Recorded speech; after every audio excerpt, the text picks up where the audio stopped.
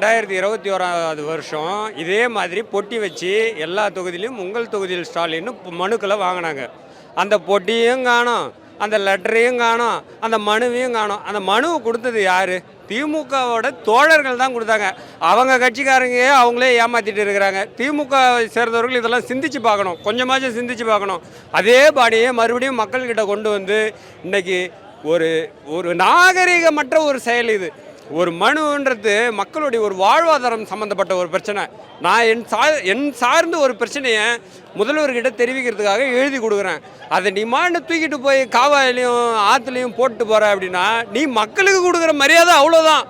உனக்கு தெரிந்த மரியாதையும் அதுதான். நீங்களே கார் ரேஸ் நடத்துறதுக்கும் பேனா செலவு வைக்கிறதுக்கும் காசு இருக்குது. ஆனால் ஒரு சட்டக்கல்லூரி கொண்டு வாங்கன்னா அதற்கு வக்கு கிடையாது இந்த திராவிட முன்னேற்ற கழக அரசுக்கு. ஒரு மருத்துவக் கல்லூரி கொண்டு வந்தீங்களா?